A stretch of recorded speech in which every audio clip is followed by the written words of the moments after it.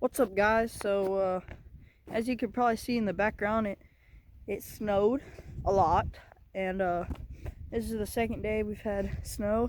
South Texas, Seguin, Texas, actually, and we got a cold start to Dodge. So yeah. All right, it is 19 degrees out. We got snow, a lot of it, and we got to start the Dodge.